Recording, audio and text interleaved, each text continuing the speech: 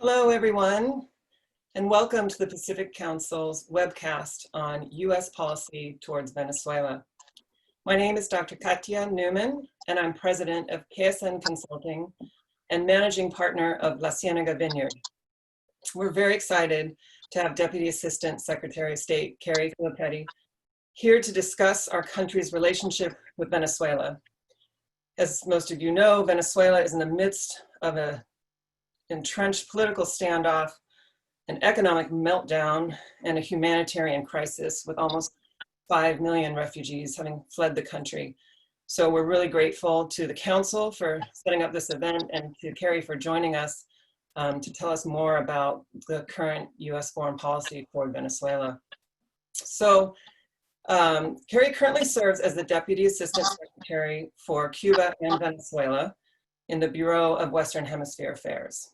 Prior to this position, Carrie served as a senior policy advisor for the United States mission to the United Nations, where she advised U.S. Ambassador Nikki Haley on issues related to counterterrorism, the Middle East, and the Western Hemisphere. So before we begin, I just want to make a note that to our audience, you are all muted and will be, your video will be turned off for the duration of this presentation, but we do encourage your participation. So please, you can click on the Q&A button at the bottom of your screen and type in your questions. And at the Council, we don't require it to be a question. You can also make a comment if you prefer. So we'll be conducting the audience Q&A toward the end, but you're welcome to submit your questions at any time, and we'll check in on those. So with that, I'd like to turn it over to Deputy Assistant Secretary Carrie Filipetti to give us her presentation. Great, thank you so much, Katia. I really appreciate this opportunity, and I'm also thrilled that we're doing the full question and answer session with you all. I love that you're accepting comments too. That's something that I don't often get the opportunity to hear. So I also encourage people to send those comments and turn this into a real discussion. So I thought it would be really useful to give a little bit of background on the U.S. policy and where we are today. And, you know, obviously, since there's been so much movement in the last few days, I want to leave as much time as possible for the discussion session. So, you know, obviously, we're in a really specific moment in time right now, but I actually think it's useful to go back to the start of the Trump administration and our policy on Venezuela back in 2017 and 2018, because I think that's informative for where we are today and why we're here. What we were recognizing in the early days of the Trump administration was a slow but sustained deterioration of democracy, intended to try to cover up the fact that the current regime in power, the Maduro regime, did not actually have the support of the people, and a desire to really obfuscate that fact for the international community so that the Maduro regime could continue to be in power. So just as a few examples, in July 2017, the Maduro regime announced the creation of the Constituent Assembly, the sort of shadow parallel legislature, to pull power away from the democratically elected National Assembly, which of course was primarily opposition controlled. In October of the same year of 2017, that saw gubernatorial elections that denied up to 1 million registered voters from participating in the elections and resulted in fraudulent results in which the PSUV supposedly won 18 out of the 23 open positions. And then, of course, May 2018 is the very well-publicized fraudulent presidential election in which Maduro declared victory, despite international consensus that the election was neither free nor fair. And so these steps go back even further. I mean, you can go back to the 2015 decision by the Supreme Court, known as the TSJ, to suspend the National Assembly election results in Amazonas State, which effectively stripped the opposition of a two-thirds legislative supermajority.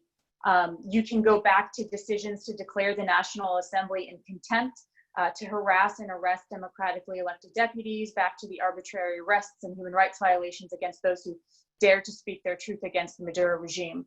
And so it's these steps, essentially this decision to turn Venezuela from a democracy to a dictatorship, that led to our full articulation of US policy, which is a goal that remains as true today as it was at the start of this administration, a free, democratic, and prosperous Venezuela. So how we get there, the tactics of that, is a task that I, along with our Special Representative, Elliot Abrams, our Assistant Secretary, Michael Kozak, and our Charge d'Affaires, Jimmy Story, along with all of our colleagues in the NSC and the interagency, have been debating and working on over the last few years. And so I think it's important to re-raise these initiatives from 2017 and 2018 because they validate the core premise of what we have been arguing since the earliest articulation of our policy. This somewhat controversial phrase that actually my former boss, Ambassador Haley, was one of the first ones to publicly say, which is that Maduro must go. And so I highlight this because when we say Maduro must go, that doesn't mean his departure is the end of US policy. We don't say he must go because we're hoping for some kind of insurrection or a coup of some kind. We say he must go because what we believe is the most likely and ideal path to success, which is a free and fair election, is utterly impossible under his leadership. And that's because it is precisely the lack of conditions for free and fair elections that led to our policy in the first place. So it can't possibly be the case that that is the solution. And so over the last few weeks, we've seen what really amounts to a continuation of this policy to undermine democracy, and then to try to pretend that they're not doing so by announcing things like new parliamentary elections. So we've seen the political parties, two of the most significant opposition parties, Primera Justicia and Acción Democrática, have their leadership unilaterally replaced by the Maduro regime. And this follows the regime's announcement that another major opposition party, Voluntad Popular, is a terrorist organization. And then, of course, this past Friday on June 12th, the Maduro-aligned Supreme Court also announced that the Venezuelan Electoral Council would be reappointed by the TSJ, whereas it's supposed to be appointed constitutionally by the National Assembly. And of course, the candidates appointed to this, this new electoral body are primarily regime loyalists. If you break it down, of the five, three are clear regime loyalists, two have been sanctioned by the US and one by Canada for undermining democracy, one sort of pseudo-opposition politician, and then a lawyer whose appointment seems linked to efforts to create discord within Acción Democrática, which is one of the major political parties that the regime has tried to undermine. And so again, these are just the latest in the long chain of efforts by the regime to undermine democracy and create a false choice, pretending as if they're having free and fair elections or moving forward down that path while simultaneously undermining all the elements required for those elections to actually be genuinely free and fair. So what are we doing about it? Well, we anticipated precisely this moment. Back in January, we outlined the standard internationally accepted prerequisites for free and fair elections in Venezuela. And Katia, I'm really thrilled that you're on this call too, because I'd love to hear your thoughts on this as somebody who's very well learned and in fact had observed had been part of an international observer mission in Venezuela. So things that are very familiar to all of us on this call, you know, lifting the ban on political parties and candidates. And that's not just lifting the ban on political parties that now have approved leadership. That is allowing all political parties with their chosen leadership to participate. It's about releasing all political prisoners. It's about respecting freedom of speech, the press, and association. I think the continuation of censorship is something that we don't talk about enough when we talk about the impossibility of free and fair elections, because that is absolutely required for us to have anything that can be considered a true democratic process. Things like resolving in a transparent manner all of the technical challenges, which are even worse now that we had seen recent fires that took out many of their operational equipment. And of course, COVID creating a difficult environment for elections in any case, and particularly in the kind of environment we're seeing in Venezuela. We also mentioned in our statement back in January the importance of clear, independent, and impartial third-party election observers to make sure that all of the various elements of the electoral process are free and fair.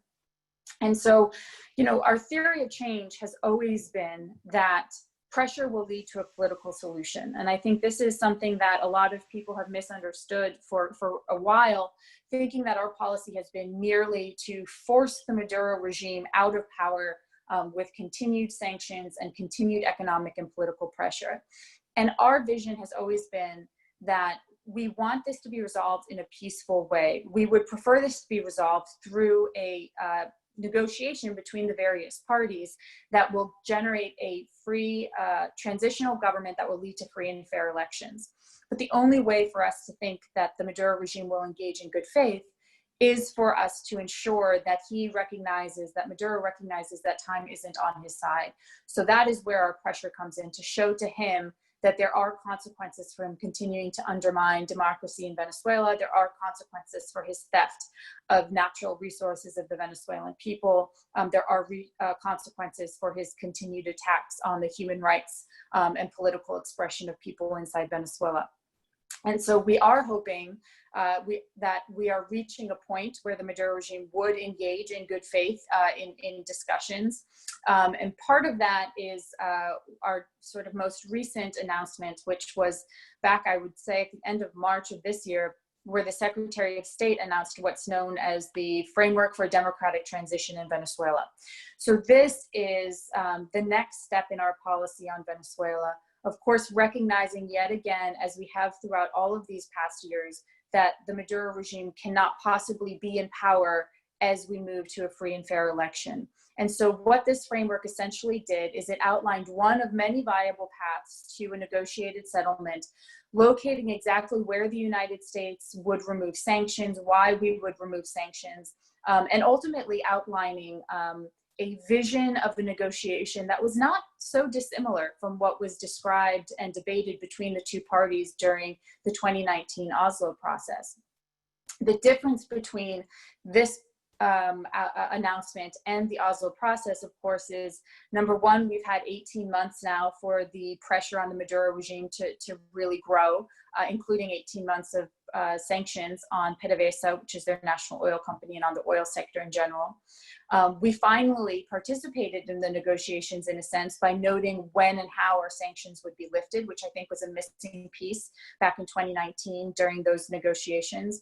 And finally, and I think this is especially important, this was a public release. What had previously been discussed between the parties was largely known only by those who were part of the discussions. And we understood that there were actually people close to the Maduro regime that were only getting information on what was discussed by Maduro himself, and it was often false information.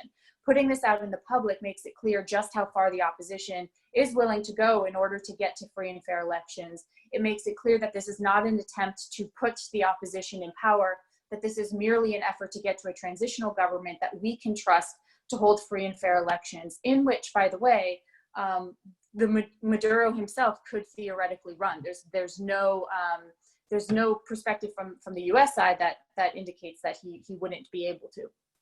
And so, in terms of next steps, I think we are trying to make sure that the Maduro regime's disinformation, that their recent acts don't detract from what the policy that we're trying to proactively put forward is. I think it's very easy for us to look at these steps and say the Maduro regime is, continuing to undermine democracy and accrue its own power. And I think it's important to recognize that this is a continuum. This is the natural continuation of what the Maduro regime has started since it came into power. And so we can't be distracted by each of these individual moves. We need to stay focused on getting us to a negotiation, on getting us to a transitional government. And of course, in doing what we can in the interim to try to address the dire humanitarian situation, which of course has only been exacerbated by COVID. It is important to note, though, that anything that does not remove Maduro from power is a Band-Aid on an arterial bleed.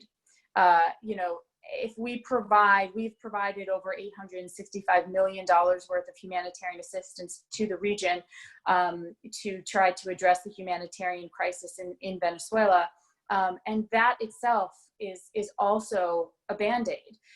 Because the humanitarian crisis is caused by the Maduro regime. So our view is it's important to continue to focus on that political settlement and work with our international partners to get us to a transition. So I'm very much grateful for the opportunity to speak with all of you. As I said, Katya, especially to get some of your thoughts as well, and look forward to this discussion and the question and answer session. Thank you so much, Carrie. I appreciate your update, and I'm thankful for your insights from the past couple years as someone who's worked in Venezuela since the mid-1990s. I mean, we could spend another 20 minutes just talking about the precursors to Maduro and how Chavez was really quite an exceptional leader and really understood how to take control of institutions, you know, first by rewriting the Constitution, and just gradually by taking over one institution after another. Most importantly, as is related to our discussion today, the CNE, the Electoral Council, and the Tribunal de Supremo Electoral, the Supreme Court. I'll stick to English. So yeah, it's just devastating. You know, Venezuela pops up on our radar screen here and there, but really it's been over a decade. It's probably been, you know, 15 years of just consistent, relentless deterioration of democracy there. So I want to push you a little bit on a couple points. First, maybe talking about the plan to look for transition to democracy in Venezuela, and this framework that you mentioned. And I hate to be cynical, but you know, you also work on Cuba, and we've seen that both in Cuba and in Venezuela, where the leader did leave, you know, Castro took his leave, and Chavez also, mostly by nature, unless you believe conspiracies that the US had a hand in his cancer. But so both those topplings or you know, departures of the leader did not create a transition to democracy. So I'd like to push you a little bit on how you see Maduro's exit. I know that in all of Latin America, many countries, pardon me, the number one, you know, one of the main problems of a president leaving office is they fear that they will then be prosecuted. And numerous Latin American presidents have since leaving office been prosecuted for corruption, for other issues, and they often go into exile or end up in jail. And so it's very hard to see a negotiated transition where Maduro would agree to step down. So I'll push you a little bit on that, if you don't mind commenting some more, please. Sure. No, those are, I actually see a strong connection between, you know, the beginning of your statement about the importance of institutions to a democracy and Chavez's attempts to undermine those institutions continuing through to the Maduro regime, and what you talk about in terms of the departure of a single individual. And I think that's exactly right. I mean, I think oftentimes when we say the phrase Maduro must go, it's a bit of a lazy shorthand for the Maduro regime and its closest insiders. But I think what you point out is exactly why we want an institutional change. This is exactly why we believe that we need to be so firmly connected to the Venezuelan constitution. You know, we didn't recognize Guaido because the United States picked Guaido. We recognized Guaido because it was a constitutional process and, you know, one of the very few that remained in Venezuela. And so in our view, following the Venezuelan constitution, which is to have an interim government in the absence of a legitimate presidency that has a sole focus, not of campaigning, but of creating free and fair elections, is the ideal outcome. This is why we've been gunning for a negotiation as opposed to you know, allowing supporting anything like a coup or anything like that. I mean, the institution itself needs to survive, and we need to be protective of that. And so that's why our framework tries to push us farther along in the direction of a negotiated settlement, so that we can try to address some of these particular issues that you point out, things that plague countries where either there's a coup or there's an immediate departure of a president and somebody else comes into power who's just as bad, if not worse. And so that's why we're focused on this particular solution, a negotiated settlement, as the ideal, because we recognize the importance of the institutions. The framework itself also talks about a few of the issues you pointed to. You know, there's number one, which is just generalized guarantees. And these are guarantees not specifically for Maduro, but also for those around him. You know, Maduro himself is indicted, as you know, by the United States. And we've seen now with the detention of Alex Saab in Cabo Verde that there actually is an international consequence for some of these indictments. And so I talk less about the specifics of Maduro and more that other people who are in Venezuela recognize that they may have a very, very narrow window in which some of the guarantees that were discussed in the framework, whether it's amnesty for military officers, whether it's removing the ICC case against the Maduro regime. These are all different things that we've tried to be thoughtful about in terms of how we can actually get them to recognize that it's in their best interest to engage in this as well. And then that goes to the broader point, which is while the negotiation is proposed as being between the Maduro regime and the opposition, it's very important to bear in mind that part of the idea of making this public is for people within Venezuela who have been supporting the regime or who have been silent to recognize that it's also in their interest to see a transition. That's a kind of pressure that mounts against Maduro himself in a way that's probably just as effective, if not more effective, than US sanctions and economic pressure. And so we're hoping that as those build and as they become more familiar with the framework, then ultimately that will push Maduro to recognize that his continued grip on power is actually not in his best interest, and that there are other ways for him to live, the life that he wants, without being concerned about his personal safety or the loyalty of those around him. So I would say that I generally do agree with you. Right now Maduro doesn't see it as his interest to negotiate, and this is partially why we put forward the framework to make it so that there was more pressure on him to actually do so in good faith. Thank you for that. So I'm curious, it's kind of a coincidence. We just had Samantha Power speak.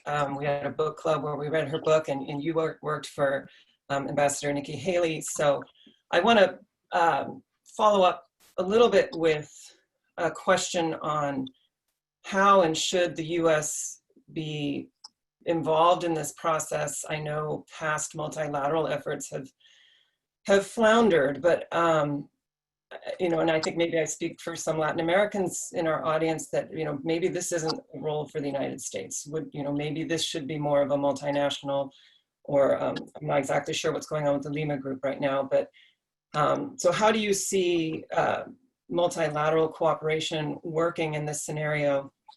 And should there be a transition? I think we also should be careful of what role and influence the United States might have. I think, as you've mentioned in some of your other speeches and statements, China and Russia have increasing influence in the country. So what's to say that during a transition, how will that factor in?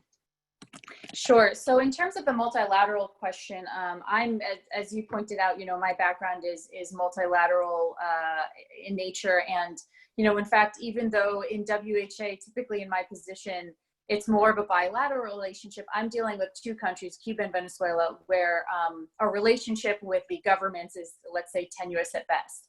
And so I've sort of had to approach it in a multilateral way, despite theoretically being in a bilateral capacity. I definitely agree that there needs to be international support for our efforts in Venezuela. I think the entity that should be leading all of this and is leading all of this are the people of Venezuela. I think that's largely been reflected in the announcements by the National Assembly, which we always try to kind of amplify and use our platform to promote. But ultimately, we want to make sure that we are serving what the Venezuelan people are asking for. I think that having the region be sort of the next level, so first the Venezuelans and then the region, is also critically important. The Lima Group has been instrumental in the past. They and the EU have put forward recent statements about the actions of the TSJ and the CNE over the last couple of days, but I certainly think there needs to be more of a focus by both of those groups in highlighting the fraudulent nature of what the Maduro regime is doing, and really in defending democracy and defending democratic institutions. I do think that kind of international support is very important. The US has great financial levers to use, but the EU and the Lima Group have very, very important financial and political levers to use as well. So I agree that there needs to be a multilateral effort here. I would keep it largely outside of the UN system, only because, you know, naturally the Latin America and the Caribbean has the OAS. They have their own institutions for trying to address these. They also now have the Rio Treaty, which was invoked back in September of last year for the first time since September 11th, 2001. So there are various tools that that are being used to try to you know, make sure that there is an international coalition that is putting pressure on the Maduro regime to come to the table and negotiate. I think when it comes to China and Russia, you know, I would say there's two categories of regime supporters. There's the Cubans who sort of stand alone and will continue to stand with the Maduro regime until the very, very bitter end, because their view is that if Maduro falls and their relationship with Venezuela goes away, and potentially they won't have the kind of patronage that they initially benefited from. And they, of course, are a country that has only existed post-revolution with the support of a patron, whether that was the Soviet Union or then ultimately Venezuela. And so they view this as an existential issue for them. Then there's that second tier where China and Russia are a part of this, where there is a strong relationship. I actually think it's been decreasing over the last couple of months. We're starting to see a lot of Chinese companies pull out. We saw how Russia announced at least that they felt like Rosneft had disassociated from Venezuela. It's actually much more complicated than that. But I do think that they are largely understanding that their financial interests and their political interests do not lie with the Maduro regime. And so as they learn that more and more, I think we're starting to see them pull back a little bit from the kind of support that we initially saw. You know, while we are, of course, very frustrated by the increasing relationship between Venezuela and Iran over gasoline at the, you know, in the current moment, it is telling that neither China nor Russia, which typically would be the one ally that's providing this kind of support, chose not to do so and forced the Maduro regime to look elsewhere. That, I think, is one of a number of symbols that indicate that maybe China and Russia are beginning to recognize that it is in their best interest to disassociate and pull back from the Maduro regime. That's interesting. I want to remind participants that you can submit your questions at any time at the Q&A button at the bottom of the screen. We'll take those in just a second. One last follow-up question on my end. Obviously, we're all very concerned about the terrible humanitarian crisis there, which of course is only being exacerbated by COVID-19. You know, I'm curious about US sanction policy and, you know, how does that help? Does it have, I mean, obviously we're putting pressure on the Maduro regime, but it, you know, so far we haven't seen true results, and you know, Venezuelans are suffering horribly. So with that in mind, first of all, what are we or can we do to help, you know, the refugees, people who are suffering in the country? And secondly, you know, the idea of TPS had come up before about allowing some Venezuelans temporary status to come to the United States. Is there any developments on those issues? Sure. So, you know, providing for the humanitarian assistance for the people of Venezuela is a key priority of ours. As I mentioned, we recognize that this is not going to resolve the issue, and many of the people of Venezuela, all of the people of Venezuela, are suffering because of the Maduro regime and you know, the manipulation of food and other, you know, healthcare in order to generate more social control by the regime. But we definitely appreciate the need to be involved in the humanitarian relief. So to that end, as I mentioned, you know, we have donated $856 million to the region. Over $200 million of that has gone directly into Venezuela. The rest of it has gone to support those countries that are accepting the over 5 million refugees from the country.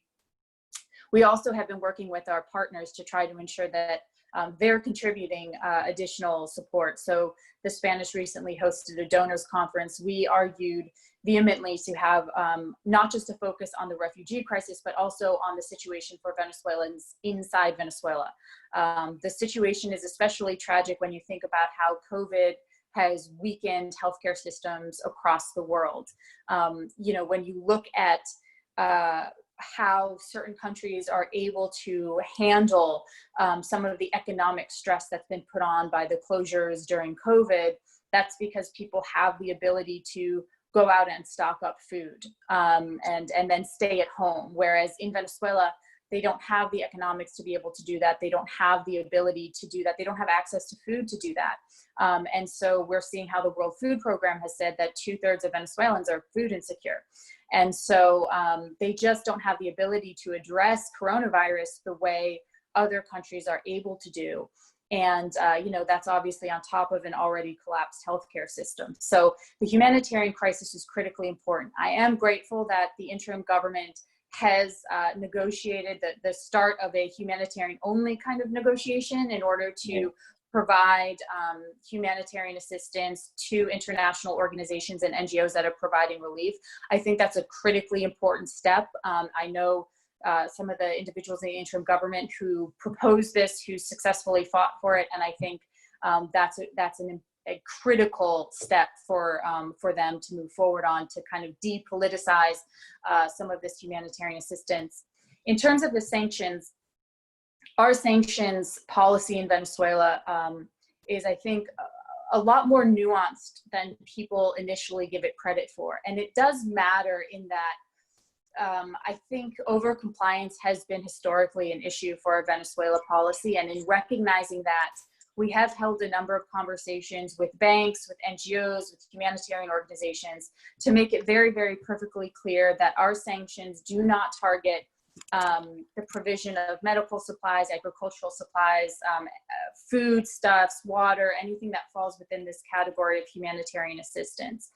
And so I mention this because we have had numerous conversations with both the United Nations, as well as publicly addressing Maduro, and have said, provide us with examples in which our sanctions have cut off the provision of humanitarian assistance. And they haven't been able to provide one example. The examples that they sent in a letter to the UN were all issues that predated US sanctions, or sanctions weren't even at play.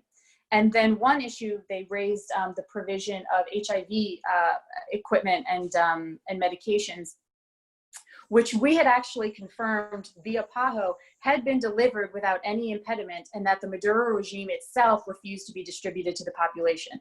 In fact, the UN even commented on this specific example, a year prior to the Maduro regime, trying to deploy it politically in a letter back to the UN. So, I think we are very sensitive to this. We have asked NGOs, we have asked banks and others to let us know if there's any concern, any question, where we can get involved and try to speed things up to make sure that there's not the provision of aid, but we want to make sure that there's not even a delay in the provision of that aid.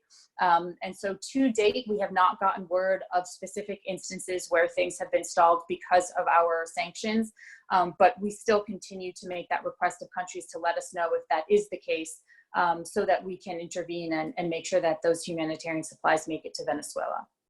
Great. Okay, thank you for that. So now I would like to turn over to the audience for some questions. First of all, I think we might have a live comment from one of the council's founders, Abe Lowenthal. I might be able to put him live. I think he was the creator of the comments, not necessarily have to ask a question policy. Perfect. Alex, do you want to unmute? Yes, I just unmuted. Can you hear me? Yeah. Good. Thank you very much for what's already been a very valuable session. Where I'm coming from, I want to clarify at the outset that as far as I am informed, and I'm reasonably informed, I think Ms. Filipetti did a fine job of accurately summarizing what Maduro and company are all about. And I don't have any question that her depiction of Venezuelan politics and the whole regime and so on is an accurate portrayal. When it comes to the policies of the United States, I thought it was a helpful clarification, and in some ways the best case defense of U.S. policy toward Venezuela that I've heard, and I've heard quite a few, and I think they are becoming more credible over time. But I think it is important as a comment, first of all, to say that it's an incomplete rendition or rendering of U.S. policy from the beginning of the Trump administration, and indeed from the period you began talking about at the outset. Certainly, from the discussion about all options being on the table to various other evidence that the United States was involved with various groups and so on, there's been an ambivalence about what how the U.S. thought it could resolve the Venezuelan situation. When it comes to the humanitarian assistance, what sticks in my mind is the effort to use humanitarian assistance as a wedge issue to try to divide the Venezuelan armed forces in the incident which failed, and therefore the regime was strengthened rather than weakened by it.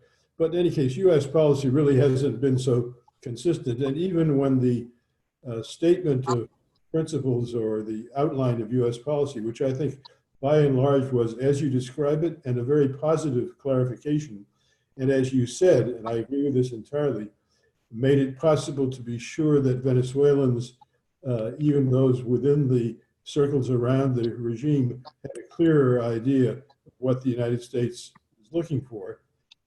That was very valuable. But on the other hand, there's been a continuing ambivalence about it. Now, coming to the point of a question. In the work I've done with Secretary Bitar about democratic transitions in 9 different countries, we found that the international role in helping to assure a democratic transition was in virtually every case quite important. And I'm not doubting that the international role, including the role of the United States, is an important part of seeing Venezuela move under the direction and leadership of Venezuelans toward a brighter future, both in terms of politics and governance, in terms of health administration, and in terms of prosperity, to use the phrase you used. But in the cases that I've studied, the local Democrats, the Democratic opposition, take the lead in shaping how the international community can play a role. And I think it's more lopsided in this case, partly because the Venezuelan opposition is so fragmented. And there are differences of opinion among those in Venezuela, and then between the Venezuelans in Venezuela and the Venezuelans in exile, who typically are much harder line and much more maximalist in their approach to negotiations. That's true not only in Venezuela, but in every case I've looked at. Against that background, what do you see as the credible path toward the kind of negotiations you're talking about? When I say credible path, the international influence has to be credible as an attempt to lead toward honest negotiations. Honest negotiations have to be about give and take, about compromise. In every case I know about, the result that worked was compromise, not a simply disappearance of the regime. What do you see as a credible path forward at this point? Sure. So thank you for both those comments and that question. You know, in terms of the credible path towards negotiations, you know, I will highlight something that you focused on, which is the role of the international community. I think we've had a number of different international organizations or groupings come together. We've had the ICG, we've had the Lima Group, we've had the EU, we've had a variety of these different groups pop up for a while. We had the Montevideo Mechanism, and then that kind of went away. I think it's really important that the international community make it very, very clear that we are not being fooled by the steps that he's taking. I think in the past, there has been a tendency to sort of, look at the patina of democracy and say, well, that's fine, or we don't want to get overly involved and so on, without recognizing that, in fact, if you don't have the parties with the leadership that they've chosen for themselves, if you don't have access to free information and freedom of assembly and petition and speech and so on, you really aren't having a free and fair election. And so I think it's important that we continue to focus international attention on this and have some kind of broader international consensus on this, not just a bunch of groups issuing their own statements, but really people coming together and showing the Maduro regime not only what we believe, but also that we're willing to do something about it if they don't end up, pursuing a free and fair election. I think the Maduro regime has been somewhat responsive to the international community in the past. I think the fact that they know that the international community would react if they were to arrest Guaido, for example, is an important piece. We've even seen how the Cubans respond to the international community. They were holding Jose Daniel Ferrer for months, and it was only after the EU itself kind of commented on this, something very unusual for the EU, that the Cubans ultimately released him to house arrest. It's unideal still, but at least he wasn't being held in one of their prisons. So they do have a really important role to play. What you point to is it's something that we grapple with all the time, which is, we know that this needs to be an international solution. We know that the Venezuelan people need to lead, but we also need to recognize that we are a country that has a strong platform that can help advocate and expand what the Venezuelans are fighting for, just through the fact that we have these relationships with other countries, relationships that they may not have had the opportunity to yet form. And so we view ourselves more as a sort of a megaphone to amplify the things that they're deciding on the ground. I think I've heard a lot of comments about the opposition being fractured. Something that I think is really important to recognize is that, go back to the founding of the United States, and in one of our, best known millennial examples, of course, did Jefferson and Hamilton agree on almost anything? No, but they agreed on the core premise of what we were fighting for. And I think that's what you're seeing in Venezuela too. You're seeing a large variety of tactical differences, which is something that is valued in a democracy. And so I wouldn't want to confuse that with becoming overly fractured. I think we've had a number of conversations with them, speak to them on a daily basis, our chargé does at least. And I think that's a really important nuance to bear in mind. I think that they're definitely still leading this charge. We are kind of, working with them to give them recommendations on how we can be useful to that. But ultimately, this is a Venezuelan-led process. In terms of the next steps, then, I think it ultimately boils down to the international community working together as a international community, not as this group, that group, the other group, and allowing this forum shopping, but really coming together as an international community, and insisting that, we are not going to recognize these elections if they proceed as has been proposed by the Maduro regime, and then work with another country, whether it's the Norwegians again, or somebody else who comes forward, to really push forward to put together a true, sit-down negotiation process. I think there's a lot of things that would need to change from the previous negotiation with Barbados and being led by the Norwegians, which is essentially, I do think there's an important role for the military, which was never a part of the discussion in Barbados. You talk about compromise. I think that's especially important. This is why we finally came forward and noted when it is we would remove U.S. sanctions, which is of course the largest demand from the Venezuelan, from the Maduro regime. And the other thing that I would say is we think the framework sets a good start as one of a number of possible viable options for a negotiated settlement, but it's not a take it or leave it approach. To your point, the whole purpose of this is to put forward what a framework could look like. And we expect that the discussion, once it's had, will deviate from that framework, based on the desires and wishes of the negotiating parties. And so this was put forward as an opportunity to show we are willing to come to the table. We are willing to discuss these complicated issues that previously we weren't touching, like sanctions relief.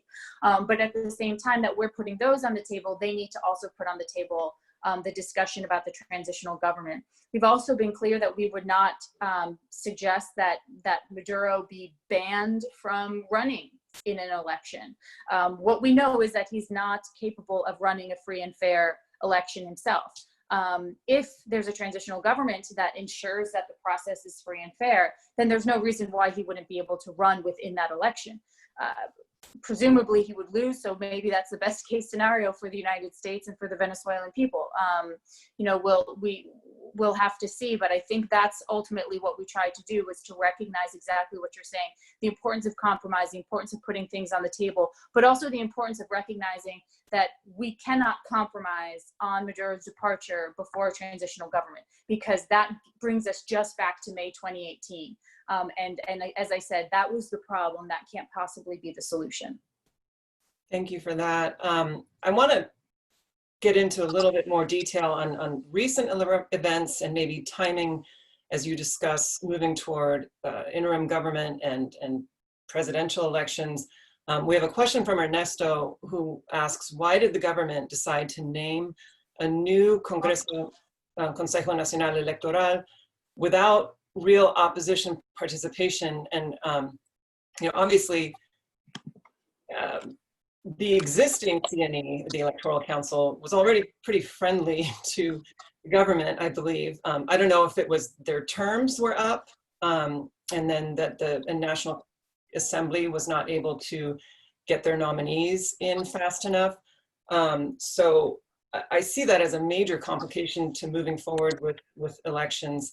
Also, just this recent news of the Supreme Court essentially toppling the leaders of two opposition parties. I'm not entirely sure how one does that. I mean, I don't put anything past the Maduro government, but how technically does that happen? And now it looks like these parties are withdrawing from the elections and won't participate in the elections. They're boycotting, which I can understand, but that's backfired in the past. It just basically leads to another open door for the regime.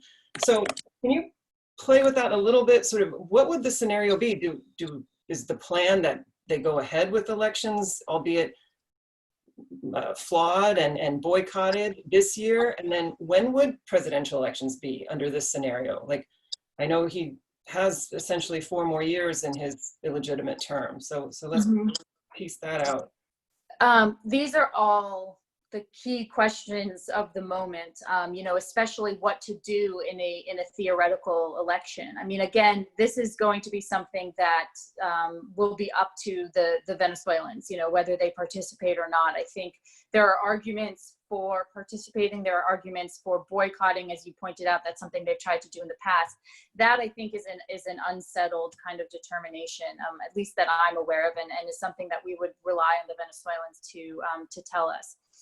But in terms of, these questions that you raised at the start, what is the Maduro regime doing? What are they trying to do? Why did they do this? When it comes to the CNE, if you look at the CNE, which you're absolutely right, the CNE has been a pro-Maduro entity for quite some time. We do understand that a large majority, about 70% of the CNE personnel had largely deserted by this point. So they would have needed to kind of have new leadership anyway to try to bring people back into the fold. I think ultimately what the Maduro regime is trying to do is what it has tried to do, again, for the last few years, which is it's not just about undermining democracy. That's one piece of it, but it's always tried to do that.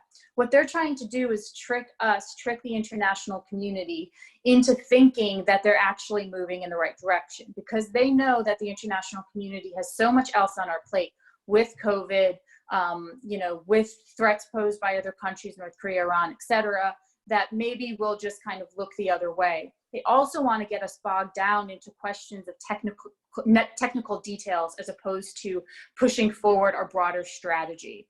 And I think that's very smart for them to want to do, to get us to kind of be debating, well, who's going to participate in this election, and versus talking about how do we continue to ensure that we can get the parties to an actual negotiation. And so that's why, it's not that I'm not answering your question about, participation because I don't want to, but because I think our focus is on making sure that we are proactively implementing our policy and recognizing that our policy is predicated on the regime continuing to take actions like these. So, I think that's the Maduro regime's initiative here, is to try to hide the fact that these are all fake steps. The one problem that I do genuinely see, I spoke about how it's important to the United States that we follow the will of the Venezuelan people, that we respect their sovereignty, respect the Venezuelan constitution, respect their laws. Very, very hard when that is our priority and we're up against an enemy that has the priority of, we don't care at all what the Constitution says, and we're just going to continue to do whatever we'd like to do. So that is something that we've struggled with. We think that the prioritization of the institutions, of the Constitution, of the people of Venezuela is especially important.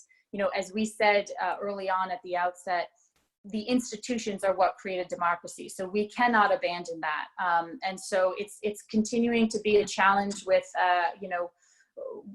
but we're no longer getting surprised when the Maduro regime does something that is illegal. Of course they are. They're a completely illegal regime at the base. So it doesn't surprise us anymore that they would continue to undertake actions that violate the will of the Venezuelan people, and of course, most importantly, the Constitution of Venezuela as well.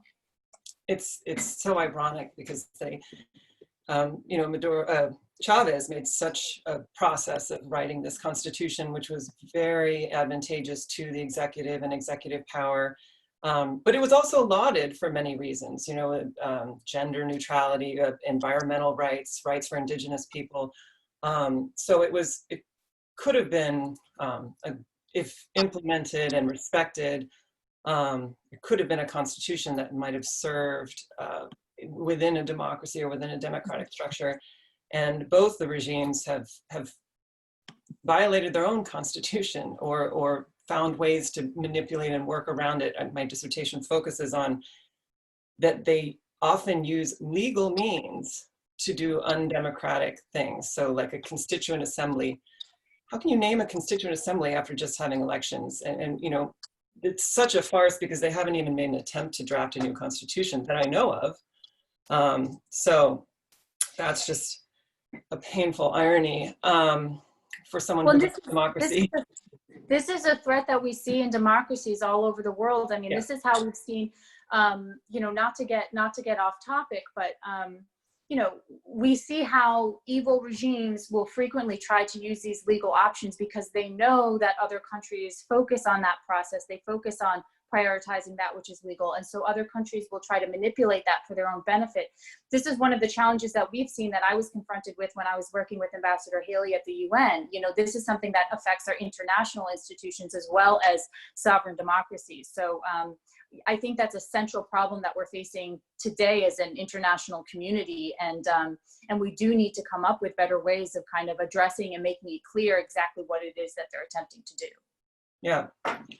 Well, I want to try and touch on a couple last questions. I think we have time for one more comment. And we have a series of questions that are emphasizing, again, humanitarian assistance and, comments about how much Cuba legitimately has done to improve medical conditions and send doctors, and how some of those efforts have been rolled back. Also, a comment about, what can we do to put pressure but not hurt citizens, not exacerbate poverty. And our last one, I think if we can touch on that quickly, that was something that popped up from a number of comments. Also, so add to that, what can NGOs do? Like, how can NGOs be assisted?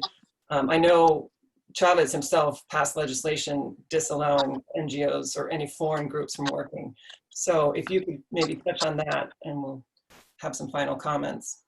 Sure. So I'll take them in I think I'm doing the second one, and then the first one, and then the third one. So Yeah.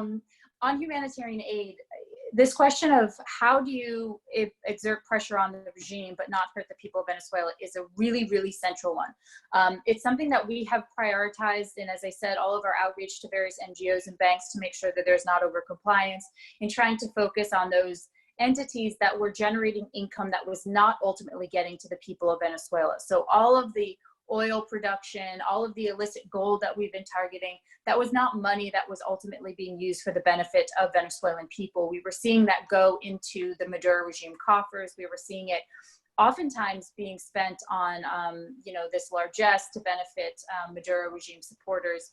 So that's one thing that we've tried to target. Our sectoral sanctions are only focused on those entities that have been disproportionately benefiting the Maduro regime.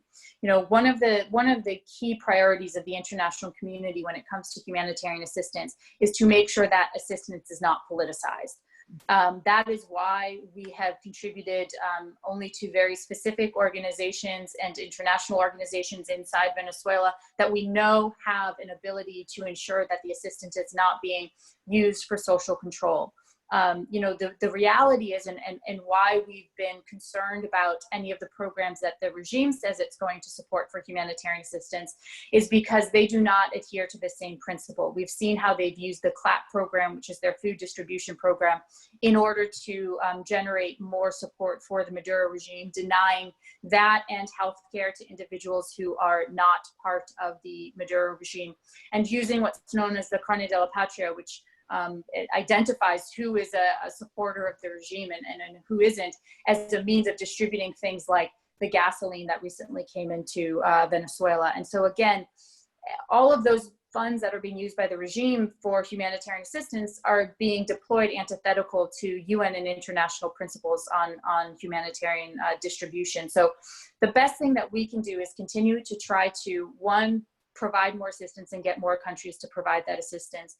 Two, to highlight and to really protect those international partners that are working on the ground in Venezuela to make sure that they are safe and secure. As you pointed out, Chavez had attacked NGOs, and the same is happening in the Maduro regime. They've accused them of being complicit in terrorism and things like ridiculous accusations when they're just delivering humanitarian assistance. And also making sure that that we are highlighting the humanitarian crisis and generating more international aid to address that situation. When it comes to the Cuban issue, the Cuban doctors, how much are the Cubans helping? So, as you mentioned, I also work on Cuba, and we have seen that the Cuban regime calls the Cuban doctors program a humanitarian program, but it is not humanitarian in nature. 70 to 90% of the salaries that are made by those doctors end up going back to the regime in Cuba. They are not allowed to decide whether they want to leave to go to another country. They are given minders and not allowed to go anywhere without letting their minder know about it. They have their documents confiscated when they're in their host country, and their families are essentially held hostage while they're abroad to make sure that they don't defect. And we've seen allegations of human trafficking for over a decade. It's something that we've been focused on highlighting, but there's another piece to this, which is a threat to the host countries. In Venezuela's case, it works to their benefit. We've seen doctors who are deployed in Venezuela come to us and share that they were told to deny medical assistance to individuals who were not going to vote for, at the time, Chavez, and they're continuing to do that for the Maduro regime. We've seen them only be deployed to regime strongholds. We've seen them oftentimes deny not just medical care, but medications as well to individuals who are on the wrong side or who are going out to protest or something like that. So, it's very important to recognize that right now, especially in the middle of COVID, we need to be protecting our medical professionals. The Cuban Doctors Program, while it sounds like a fantastic and phenomenal program, it really is undermining human rights, not only in the host countries, but also of the doctors themselves. I think I hit on all three of those questions. Yeah, thank you. It's tough because this is such a big topic, and I know there's probably other things that we didn't touch on, and maybe we can follow up through the Pacific Council if they provide some kind of forum. Unfortunately, we've run out of time. Did you have a final quick comment, or can I go ahead and wrap up? Well, I would just say, thank you to you, Katya, and to the Pacific Council. I think this was a great event. I like the challenging questions. I like the conversation, and I hope I'll have the opportunity to come back to speak with you all, maybe for longer, to just get some more of your perspectives as well, so that we can feed that into some of our thinking on our next steps. Thank you. We would appreciate that. I'm glad to hear your comments, and thank you so much for sharing your time and your expertise with us. I also want to thank all our members and guests for joining us. And just to let you know, the Council will continue to have even more great programming over the coming weeks. I'd like to encourage you to join us on Tuesday, June 23rd, for a webcast with representatives from Japan, Korea, and Taiwan to discuss their government's success in battling COVID-19. Or also on Thursday, June 25th, we're going to discuss trends in green energy. So you can learn more about all these upcoming programs on our website, pacificcouncil.org. And again, Carrie, thank you so much, Deputy Undersecretary. We really appreciate you being with us. Thank you. I really appreciate it. Thanks so much.